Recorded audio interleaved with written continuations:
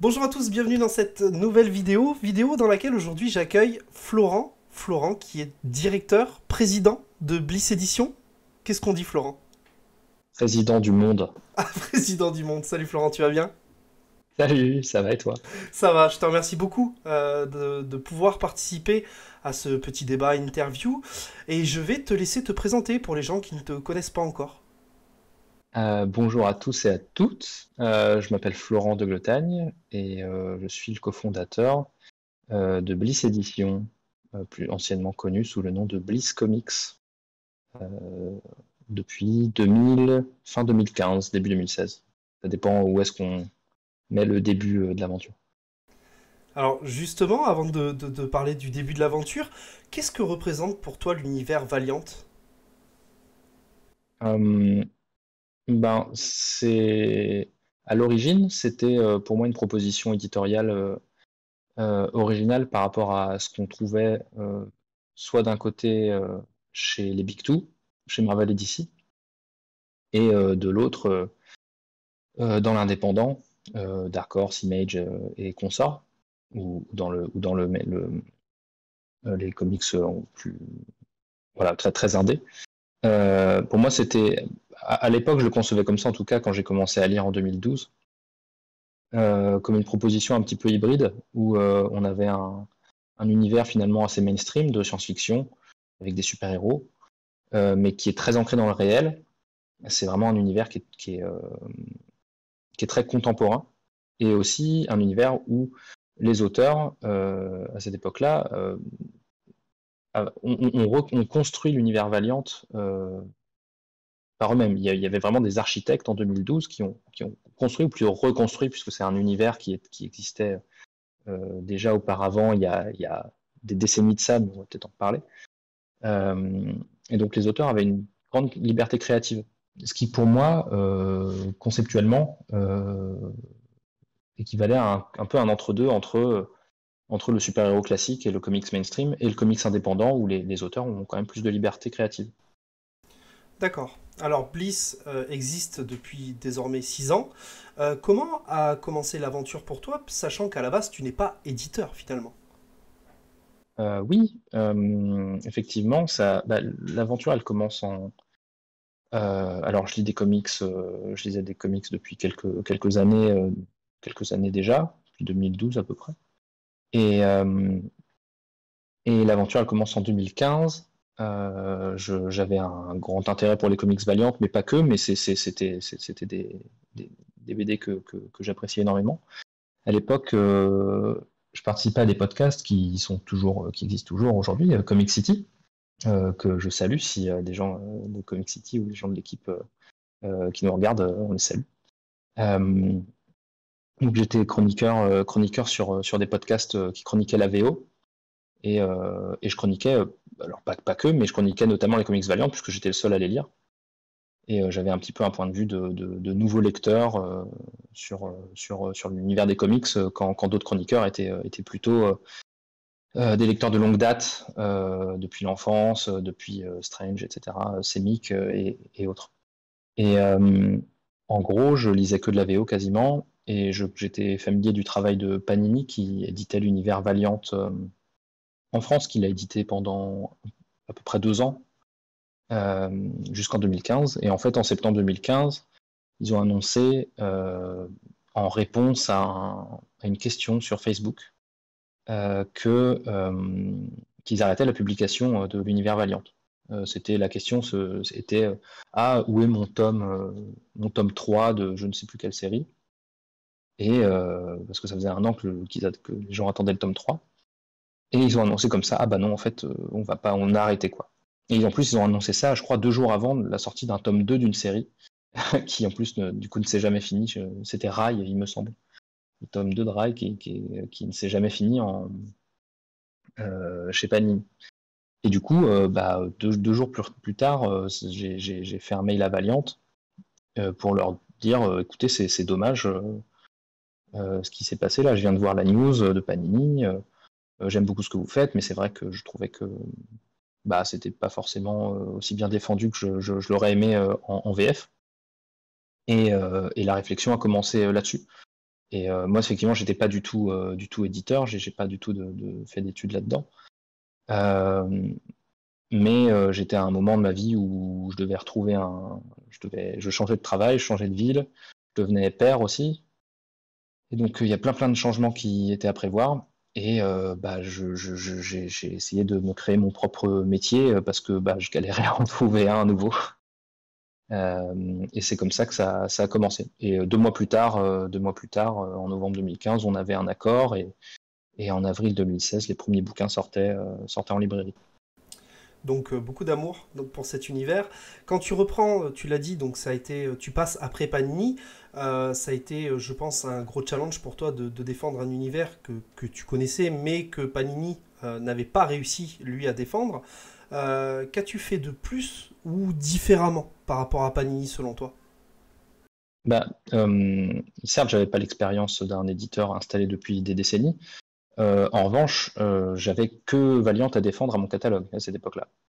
J'ai littéralement créé Bliss pour publier l'univers Valiant en France. Donc oui, c'est du boulot parce que l'univers était foisonnant et que Panini avait peu publié, qu'il y avait du coup énormément de titres à sortir. Donc il fallait essayer de faire sens éditorialement de toute cette pléthore de séries à sortir, voir comment on faisait. Donc déjà, par essence, j'étais différent. Enfin, j'ai fait différemment parce que je n'avais que ce catalogue-là à défendre, comparé à Panini, qui en fait à l'époque avait bien sûr Marvel, avait encore un catalogue un petit peu indé avec Fusion Comics, qui a d'ailleurs l'univers Valiant était publié dans ce catalogue, dans cette collection. Mais à cette époque-là, ils venaient de récupérer Star Wars, les comics Star Wars chez Marvel. Donc ils avaient littéralement vraiment d'autres chats à fouetter que l'univers Valiant. Donc d'une, voilà, j'avais que Valiant à défendre. De deux, je trouvais que leur format à cette époque-là n'était pas adapté à la révolution qu'a été l'arrivée d'Urban Comics sur le marché, avec son format cartonné qui a, on va dire, entériné ce format-là comme le standard du marché à cette époque. Pour le meilleur ou pour le pire, ça, c'est un jugement que chaque lecteur se fera. Et du coup, je voulais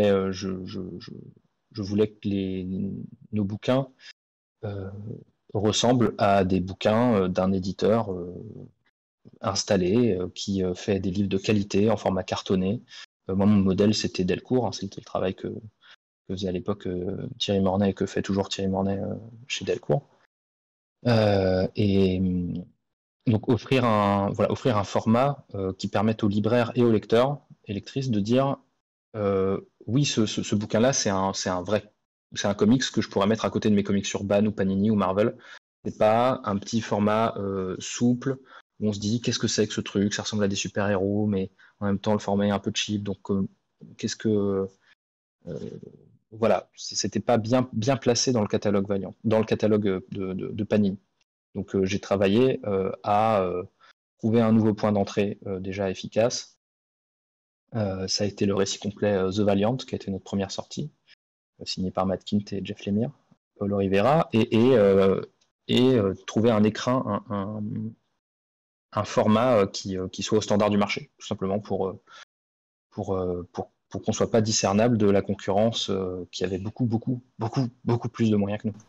D'accord. Et de là est né ce beau dos blanc qui s'installe dans nos bibliothèques. Les maquettes, on va pas se mentir, les maquettes VO en général, hein, tous les éditeurs confondus, les maquettes sont souvent extrêmement bordéliques. Chez tous les éditeurs, hein. Aucun n'est épargné, les éditeurs VO, à part peut-être les gros éditeurs comme Random House ou des éditeurs comme ça. Les éditeurs de comics mainstream, les maquettes sont souvent très laides et la fabrication assez moche. Donc ouais, j'ai pas repris la maquette de la VO et du coup je lève les yeux parce que j'ai mes étagères là avec mes bouquins. Et du coup oui, je trouvais que ça ressortait bien. C'était moins triste qu'Urban aussi. Mais déjà au crédit de Panini, les maquettes de Panini étaient déjà un cran bien meilleur quand même que c'était beaucoup plus propre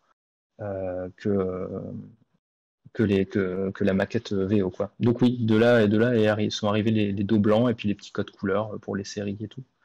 Et je m'en lasse pas en vrai, je trouve que ça a bien vieilli. Ouais, c'est joli. C'est mon ressenti personnel, mais je trouve ça joli. Je me jette un peu des fleurs, pardon. Quand tu commences, tu travailles seul. Aujourd'hui, il me semble que vous êtes trois.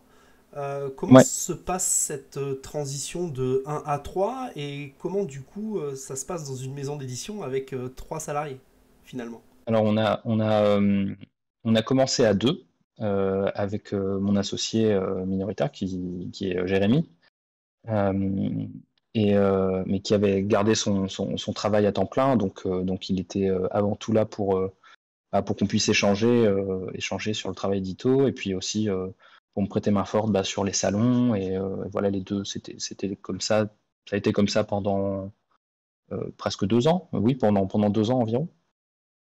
Euh, et, euh, et ensuite, j'ai continué à travailler. Après, j'étais seul à Bordeaux, moi, quand même, à bosser de chez moi. Et ensuite, j'ai dû trouver un bureau, un vrai bureau, quoi, pas chez moi.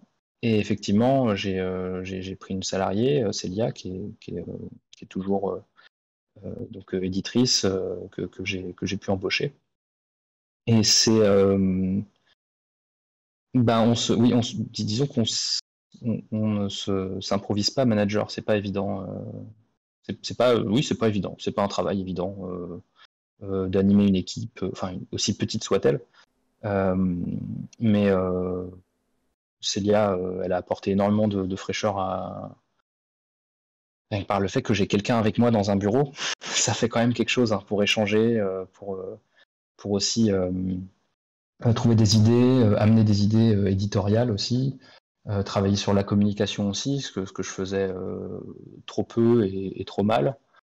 Ça a apporté, enfin, Célia m'a apporté beaucoup et a apporté beaucoup à Bliss.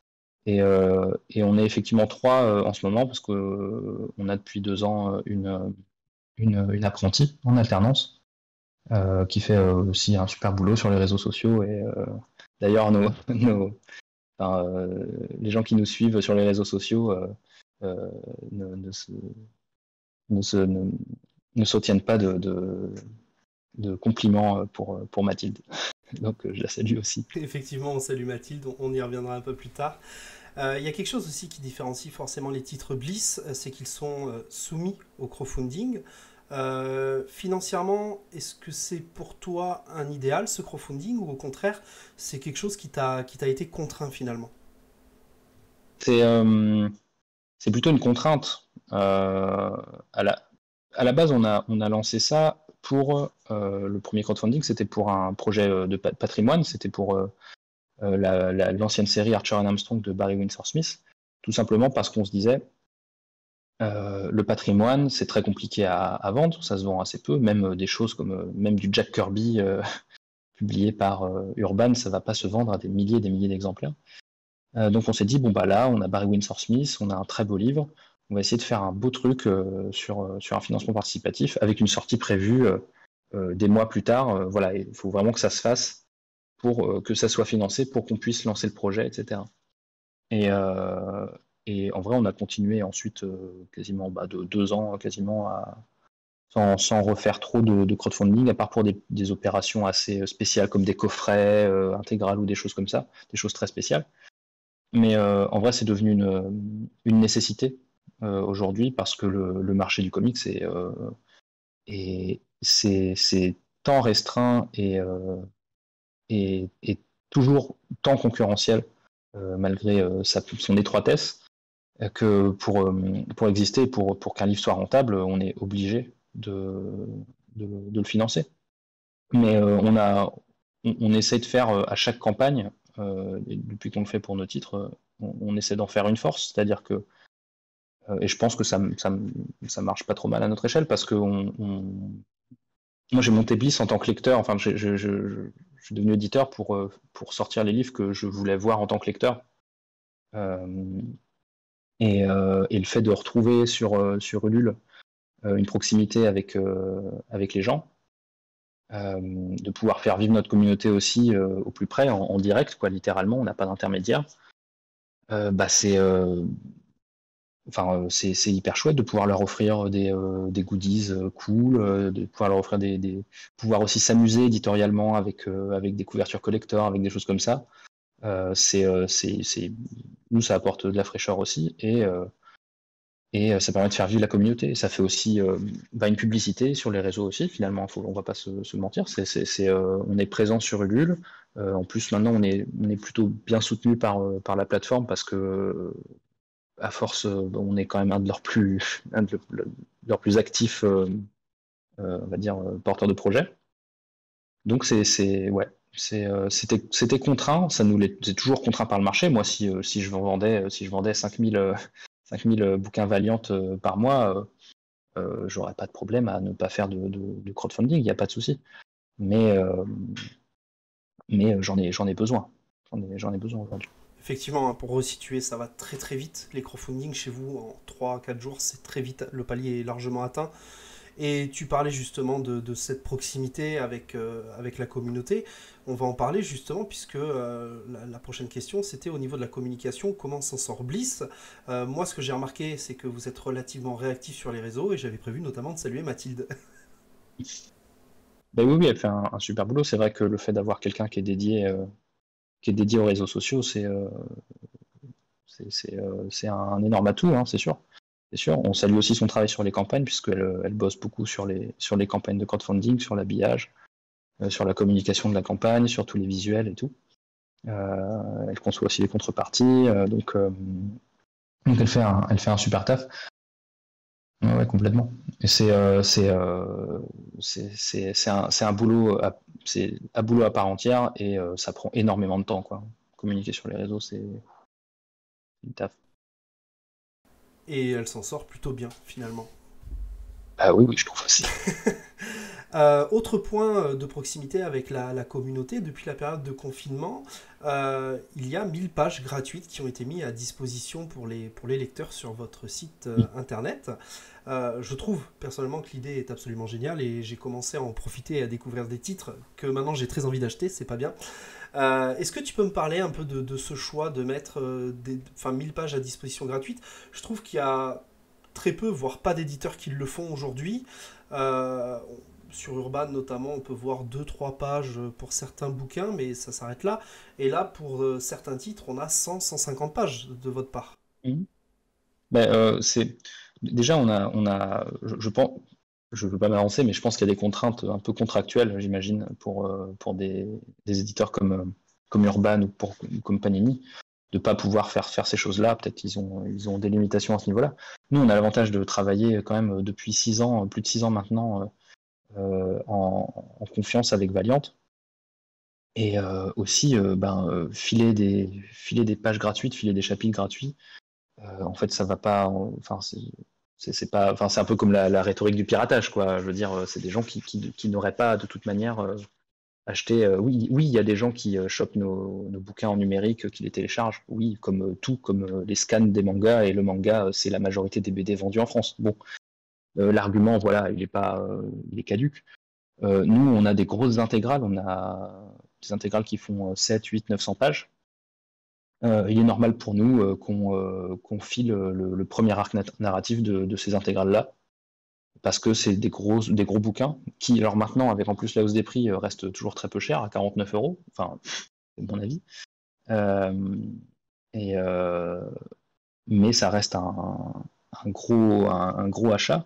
Et surtout, et c'est encore plus vrai aujourd'hui, le portefeuille des lecteurs et lectrices n'est pas extensible. Et il faut inciter les gens, faut leur donner du contenu gratuit pour dire regardez, ça vaut le coup. Peut-être que là, au lieu d'acheter votre 8e Batman du mois, peut-être on a une proposition différente qui pourrait être chouette. Donc on profite de ce catalogue qui est très riche qu'on a. Et encore, on dit 1000 pages, mais 1000 pages, c'était on n'avait que nos intégrales à 49 €. Depuis, on a rajouté, je crois, le premier tome de Face, de la série Face, qui fait 4 tomes. On a une intégrale en format souple qui est sortie il y a quelques années. On a le premier tome de Divinity aussi, vu qu'on a une intégrale de la trilogie. Et là, on parle de trucs qui font 120 pages sur des bouquins qui en font 400. Donc c'est pas négligeable. Et là, ça peut vraiment donner envie. On en rajoute régulièrement, à chaque fois qu'on sort des tomes assez gros. Alors justement, tu parles de la richesse de l'univers Valiant. C'est un point que je trouve très fort chez vous. Alors j'ai lu très peu j'ai lu très peu d'œuvres de chez vous. Pour l'instant, j'ai lu Shadowman, j'ai lu Ninjak, Savage et j'en ai lu un autre, Docteur Tomorrow. Et c'est vrai que déjà il y a des propositions qui sont complètement différentes, hein. On passe du vaudouisme au ninja espion, enfin c'est carrément fou, c'est des propositions qu'on ne retrouve pas partout. Quelle différence selon toi il y a entre l'univers Valiant et les Big Two? Quels sont les points forts pour toi de l'univers Valiant notamment?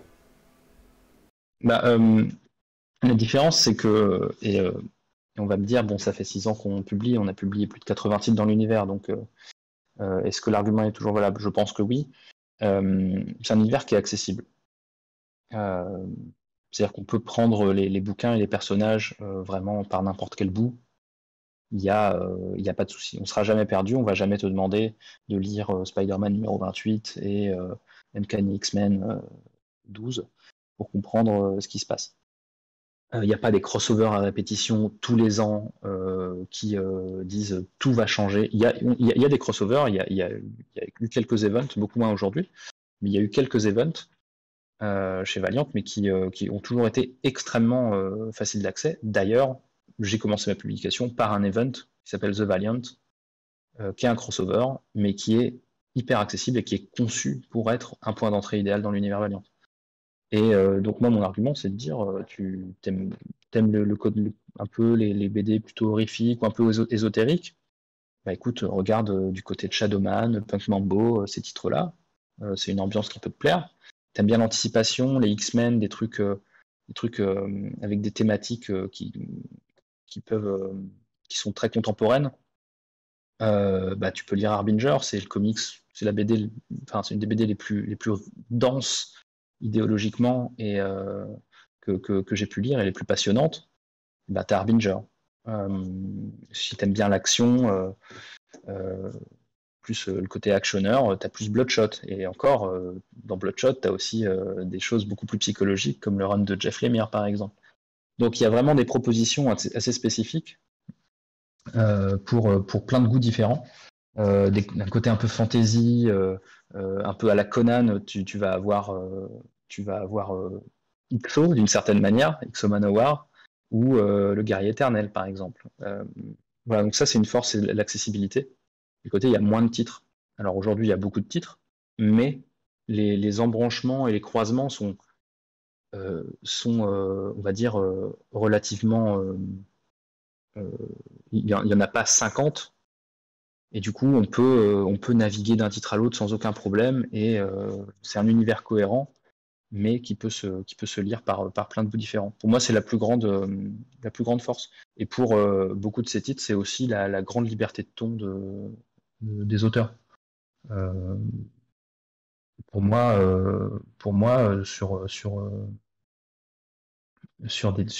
pas mal de titres, les auteurs avaient la destinée quand même de leur personnage. Sur Harbinger, Joshua Dysart, il fait ce qu'il veut avec ses personnages, et ça se voit qu'il y met énormément de persos là-dedans. Pareil pour Jeff Lemire sur le personnage de Bloodshot. Il l'emmène dans des coins où on se serait dit, s'il faut à chaque fois, à la fin de son run, qu'il range les jouets pour l'auteur suivant, mais là, il fait son truc jusqu'au bout, quoi.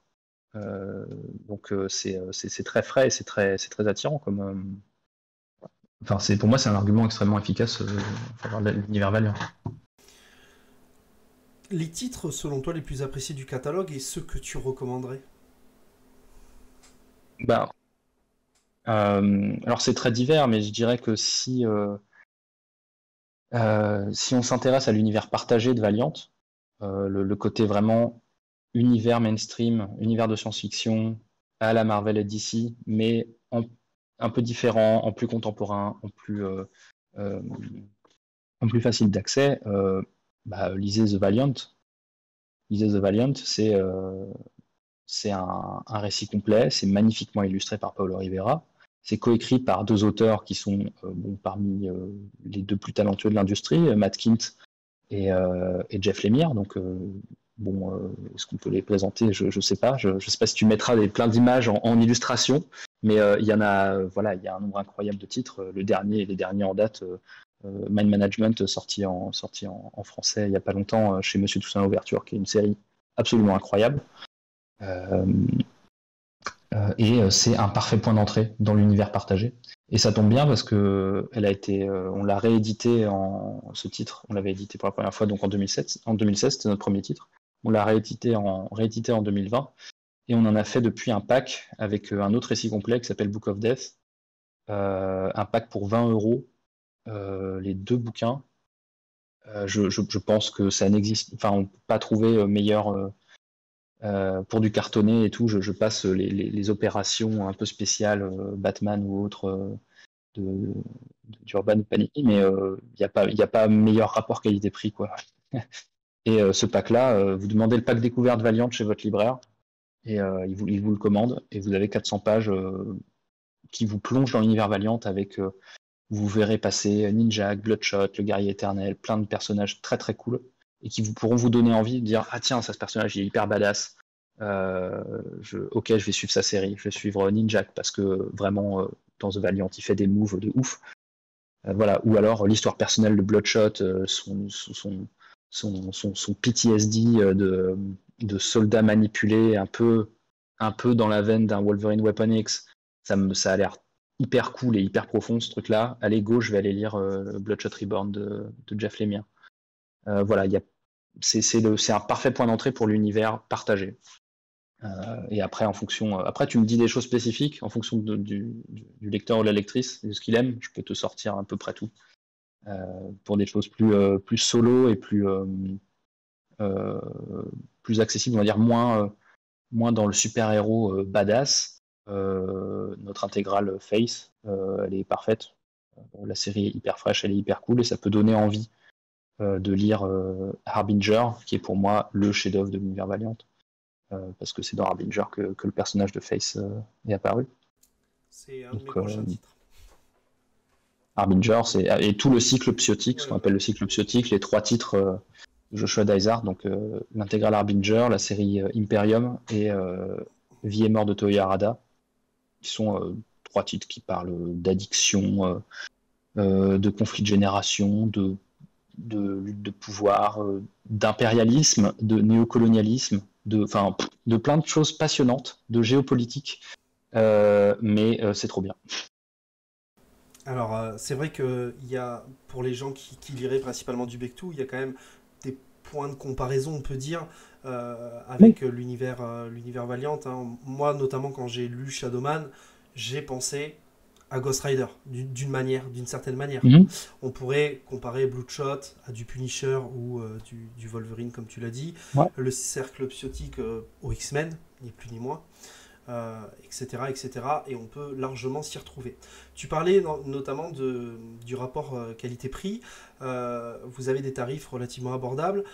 Pour autant, malheureusement, Bliss Edition est aussi touché par la crise actuelle, que ce soit l'approvisionnement en papier, que ce soit tout ce qui touche aujourd'hui les problématiques d'éditeurs. Tu as récemment annoncé une hausse des prix relativement légère et malheureusement du coup des tirages très limités. Est-ce que on peut quand même espérer avoir des futures rééditions en intégrale, comme c'est le cas pour Ninja, comme c'est le cas pour Archer et Armstrong, comme c'est le cas pour Harbinger, etc. C'est très très compliqué. À l'heure actuelle, c'est très compliqué. Parce que le potentiel commercial, en fait, n'est plus là. C'est trop compliqué de sortir un bouquin à 50-60 €. Si on ressort une intégrale, elle ne sera plus à 49 €, ça c'est sûr.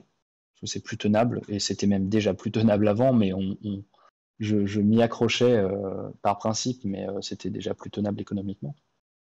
On l'a fait avec l'intégrale Ninjak, foncez dessus, hein, parce que voilà, elle est formidable, et enfin, tu l'as lu, je crois, hein, tu l'as lu, Ninjak? Bon, voilà. Parce que effectivement, les intégrales il y a très peu de chances qu'elles soient rééditées. Là, on a un peu des dilemmes parce on a une série qui est magnifique, X-O Manowar, qu'on a sorti en 3 intégrales, et on a pu réimprimer il y a 2 ans le premier tome, mais le deuxième est épuisé maintenant depuis plusieurs mois, et le troisième tome, il doit nous en rester peut-être 30, 20 ou 30 en stock chez notre distributeur. Mais très clairement, aujourd'hui, c'est impossible. C'est impossible. Les coûts, enfin, surtout pour des livres comme ça, qui coûtent extrêmement cher. Déjà maintenant, même des petits bouquins coûtent extrêmement cher à imprimer. Mais des intégrales, c'est juste pas possible. Il faudrait les vendre 100 euros, je ne sais pas. Et le tirage est limité comme j'expliquais dans le communiqué, que vous pouvez retrouver sur notre site ou sur nos réseaux sociaux. Le contexte actuel pour nos titres Valiant est que la concurrence est vraiment très très difficile sur le marché du comics en librairie. Les étagères et les tables comics ne font que se réduire. Et le portefeuille des lecteurs et lectrices n'est pas extensible. Donc c'est simple, on dit aux libraires, écoutez, vous en avez X exemplaires, et voilà. Vous aurez peut-être pas de réassort. Donc si vous voulez en commander 3 maintenant, faites-le, ne faites pas j'en commande un, et puis peut-être dans 3 semaines j'en commande un autre, si j'arrive à le vendre, etc. Si vous en voulez plus, peut-être il faut le commander maintenant. Parce que voilà, on serre à fond la vis sur le tirage, qui est un crève-cœur évidemment, parce que on est sur des coûts fixes tellement élevés que finalement ça ne nous coûterait pas beaucoup plus cher d'en imprimer 2 fois plus. En termes de... mais le problème c'est que on a du stockage à payer, on a plein de choses à payer, et comment on va pas garder pendant 10 ans 1000 exemplaires d'un bouquin qui prend la poussière, ça ne sert à rien. Donc on enjoint les libraires à commander ce qu'ils peuvent auprès de notre distributeur, et une part de notre tirage est réservée à nos campagnes Ulule, avec un nombre fixe, en tout cas pour nos titres Valiant habituels, nombre fixe de 250 contributions. On a en général 150 couvertures collector et 100 classiques. Donc 250 contributions. Une fois qu'on a fini les 250, on ferme la campagne, elle est finie. Et on est bon.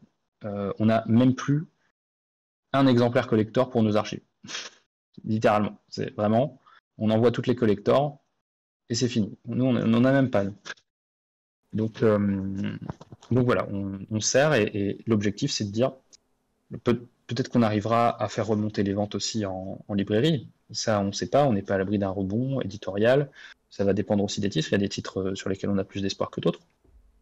Mais aujourd'hui, c'est, vous aimez l'univers Valiant, venez le défendre sur Ulule, ou si vous n'avez pas les moyens, ou vous n'avez pas envie, ou vous n'aimez pas la vente par correspondance, il n'y a pas de souci, n'hésitez pas à le demander à votre libraire. Si vous suivez nos sorties, dire ah bah voilà, il y a ce titre-là, tu peux m'en commander un.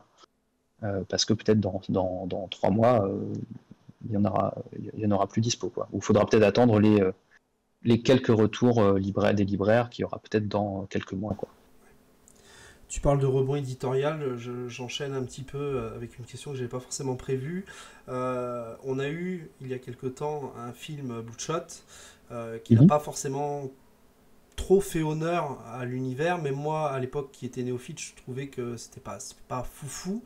Est-ce qu'il y a un futur projet autour de l'univers, justement, qui pourrait notamment donner envie aux lecteurs de s'intéresser un petit peu à cet univers-là, ou quelque chose d'autre, d'ailleurs?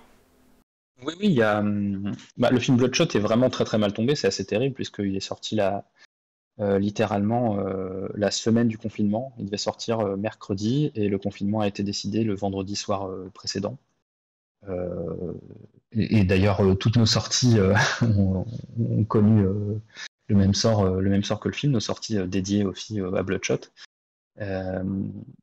Donc ce film a eu un destin très, très compliqué. Cependant, il a assez cartonné sur Amazon Prime quand il est sorti quelques mois plus tard en streaming. Il a été dans les tops des streams sur Amazon Prime. Il a été très très streamé. Mais il y a un projet qui devrait voir le jour. Alors, c'est les temps du cinéma, c'est très long, mais on a un film Harbinger qui est en pré-production. On a un réalisateur qui est attaché au projet.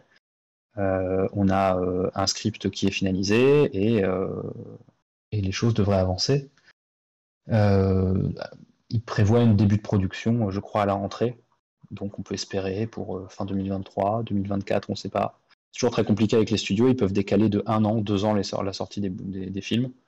Ça a été le cas avec Bloodshot, hein. Le film était dans la boîte à l'été 2018 et il est sorti en mars 2020.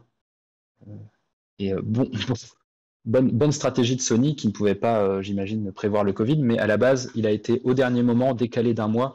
Il était prévu de sortir début février 2020. Ah Donc ouais, on était bien embêtés.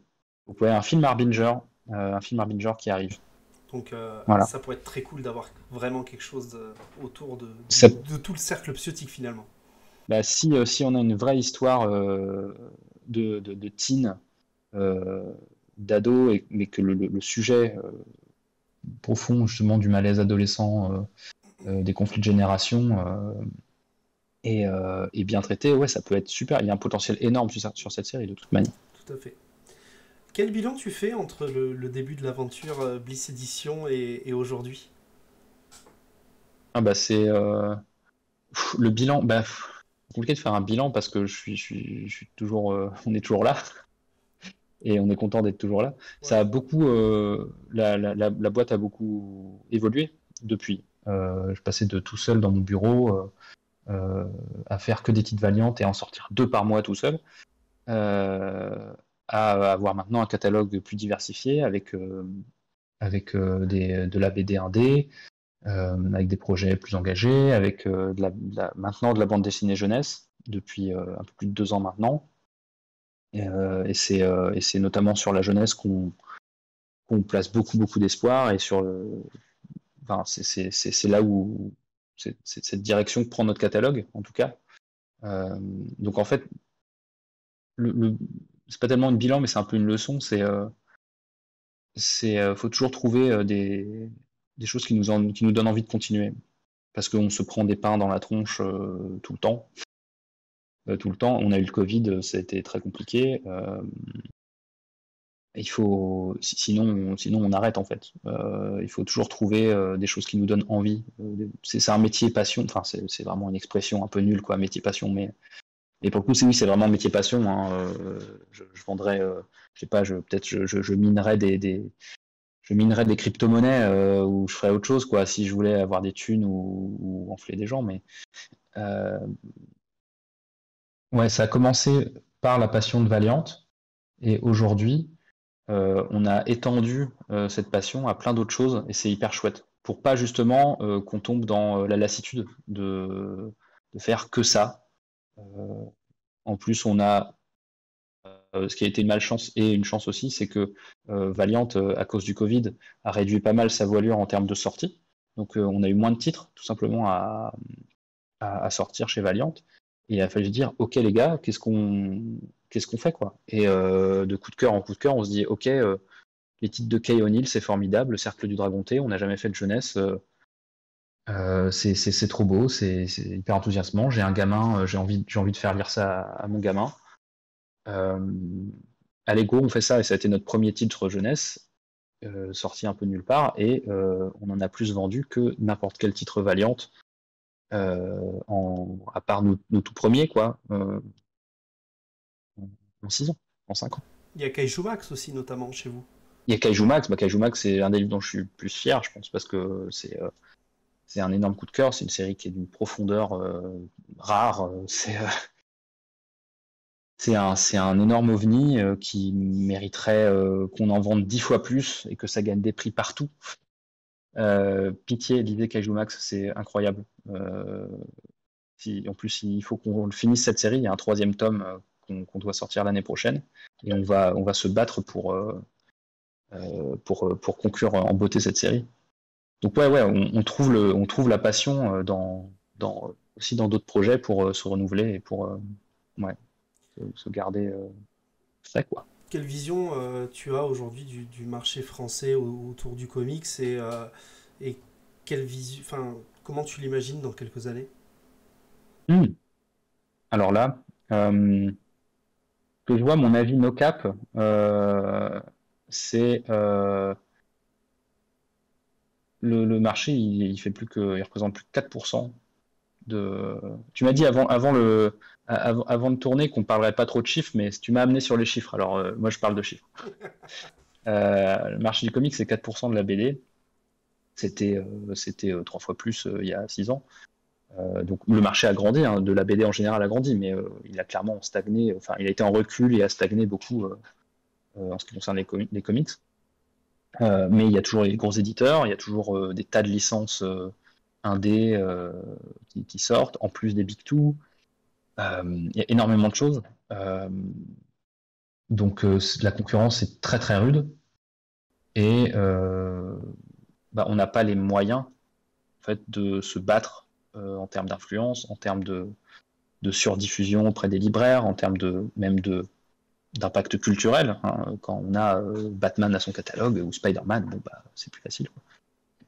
Je suis désolé, je sors des évidences, mais on en est là, quoi. Hein. Le marché du comics, il est tout petit, mais on a quand même des mastodontes qui sortent des dizaines et des dizaines et des dizaines de livres par mois, Et même au-delà de des ça, intégrales à n'en plus finir. et même au-delà de ça, excuse-moi de te couper, mais c'est vrai que par rapport au marché du comics, t'as moins de publicité dans le marché du comics que dans le marché du manga. J'avais notamment reçu Sullivan Rowe sur la chaîne qui disait t'as jamais une affiche Batman d'un comics Batman dans le métro, contrairement à des Ah oui, oui. affiches manga. Et ça, c'est un véritable problème aujourd'hui. Ah oui, SO à Sullivan, hein. Euh, qui, pour le coup, avec Mangetsu, voilà, hein, a bien compris que, que le manga, ça fonctionne. Et lui, pour le coup, qui a trouvé. Alors, il avait aussi un intérêt déjà, une passion pour ça avant, parce que ce que moi, j'ai pas eu. Enfin, je l'ai un peu, mais pas assez pour me prétendre éditeur de manga, malheureusement. Mais voilà, il a su aussi renouveler son intérêt et se dire, ok, on va faire ça parce que là, ça bouchonne et il faut qu'on trouve un autre truc pour renouveler son intérêt, quoi. Et du coup, SO à lui, quoi. C'est hyper cool. Euh, oui, on n'a pas les moyens on n'a plus les moyens de faire des grosses campagnes ou des choses comme ça sur le comics. Et moi, personnellement, ce que j'attends, c'est aussi des relais culturels dans d'autres médias, hein, donc des séries, des jeux vidéo, on a eu un petit peu, parce qu'il y a eu un remaster de Shadowman, du jeu Shadowman sur PlayStation, Nintendo 64, là, qui est sorti sur PC il n'y a pas très longtemps. Mais on a d'autres jeux vidéo qui vont arriver, des originaux qui vont arriver euh, normalement bientôt. Je dis ça, mais j'ai les coulisses, hein, je connais les dizaines et les dizaines de projets de jeux vidéo, de séries animées, de tout ce que tu veux, des trucs qui ont l'air hyper cool. Tu te fais, quoi, ça sort toujours pas ces trucs. Euh, mais voilà, j'attends des relais culturels aussi, en fait. Non pas que ça va, par magie, me faire vendre des dizaines de milliers de comics Valiant, mais ça met quand même dans la tête des gens que ça, Ça existe. ça existe. Et c'était mon attente avec Bloodshot. Bloodshot, je m'attendais pas à ce que ça devienne un raz-de-marée. Je m'attendais pas à ce que le film Bloodshot soit un chef-d'œuvre. Euh, J'avais pas d'avis là-dessus. Je voulais c'est de dire, ok, Bloodshot, c'est le film avec Vin Diesel, c'est ça, et c'est aussi un comics en fait. Et qu'on reconnaisse le truc et qu'on se dise, ok, ça existe. Nous, c'est ça notre problème, c'est aussi qu'on a un univers foisonnant, mais qui n'a pas encore d'assises culturelles dans d'autres médias. Là où c'est plus facile, justement pour des plateformes ou des chaînes, de prendre aussi une licence d'un comics indé, c'est moins ambitieux. Dire ok, on prend un pitch, et d'ailleurs souvent, après ils modifient beaucoup les histoires, enfin, à part certaines qui sont très très, très, très chouettes et très, et très fidèles. Mais en fait, ils achètent un pitch, quoi. Ils achètent le concept, pouf, et ils font leur truc. Hein. Il y a eu Sweet Tooth, il y a eu enfin, maintenant, il y en a genre 50 des séries adaptées de comics. Et c'est plus facile de filer un chèque à un auteur euh, pour optionner pour une série, que de se dire, OK, on va faire le Valiant Cinematic Universe. Moi, j'en rêve. Hein. Je trouve qu'il y a des propositions éditoriales qui sont hyper bien, il y a des histoires qui sont passionnantes. Si c'est fait avec sérieux, comme ouais, avec sérieux, on ne se fout pas de la gueule des spectateurs, on peut faire un truc formidable. Mais ça, pour le moment, ça reste de l'ordre du fantasme, parce qu'il y a une industrie qui est, voilà, qui a une autre temporalité, donc, ouais, pour moi, ma porte de sortie, on va dire, enfin, la possibilité d'évolution, ce serait qu'il y ait plus de relais dans d'autres médias pour Valiant. Parce que aujourd'hui, c'est compliqué de se battre juste en librairie et sur les réseaux, etc. J'avais reçu notamment Kader aussi sur la chaîne, le gérant de Comic Zone, qui disait que malgré tout, même les films ne faisaient pas vendre tant que ça, et que le plus gros impact en fait sur les lecteurs, c'était notamment les séries. Parce que les Mhm. gens avaient envie de voir un petit peu ce qui pourrait se passer potentiellement dans une prochaine saison, parce que les gens avaient tendance à pouvoir s'attacher Mhm. au personnage, là où un film, bah, t'en sors, t'es content, mais après t'y penses plus finalement. Ouais, ah ouais. Oui, je suis d'accord. Et après, les séries, ça commence à se mordre la queue parce que il y en a tellement qui sortent que juste, bah, il y en a plein qui passent. Je suis pas persuadé que, je sais pas, Sweet Tooth, beaucoup de gens aient regardé la série Sweet Tooth et que Urban est sorti, enfin, est vendu des milliers et des milliers de la série de Jeff Lemire. Euh, donc même là, il y a un effet un peu de saturation. Enfin, ça, c'est mon ressenti. Hein. Je sais pas si c'est basé, mais euh, il fait que ouais, c'est compliqué d'exister. Quoi. Il y a une- il y a un truc tellement foisonnant. C'est ça le paradoxe. Il y a un truc tellement foisonnant au niveau des propriétés intellectuelles sur d'autres plateformes, mais en France, c'est très compliqué à défendre le comics. Et pourtant, et en plus, on n'a pas forcément de solution pour toucher de nouveaux lecteurs, finalement. Bah, le problème, c'est que bah, euh, peut toucher des nouveaux lecteurs en faisant des super opérations promo avec des collections très peu chères et tout. Enfin, c'est génial, hein, c'est super. Je vais pas me plaindre que il y ait des BD qui soient accessibles au plus grand nombre. Genre, je suis un lecteur de BD, je suis très content. Mais aujourd'hui, notre équation, enfin comparé à un manga qui coûte rien à imprimer, euh, l'équation du bouquin de niche imprimé sur un très beau papier glacé avec une couverture cartonnée, dire, j'ai commencé les bouquins, ils étaient déjà pas assez chers. Je devais les faire plus chers, mais j'ai choisi de les faire pas chers pour essayer d'attirer les gens. Ils étaient à 14 euros, quoi. 14 euros, c'est pas tenable. Aujourd'hui, c'est impossible à tenir comme truc. C'est pour ça qu'on est obligé de monter drastiquement les prix. C'est que ben, c'est ça où je change, où je me mets à faire mes comics en souple, en noir et blanc, sur du papier buvard, quoi. Et non, je ne vais pas faire ça, je ne vais pas rogner sur la qualité. En plus, il y a des gens qui nous suivent depuis des années, qui ont des maîtres et des maîtres de collection chez eux. Et, tant qu'on pourra le faire, on maintiendra la cohérence éditoriale de la collection Valiant. Florent, je te remercie. Je te laisse finir avec le mot de la fin. Euh, douche et hydratez-vous. Pitié, ne mourrez pas. Oui, parce que quand on enregistre Euh, cette vidéo, il fait très très chaud. Voilà. Merci Florent pour ta participation. Merci à toi, merci pour l'invitation. Ciao tout le monde.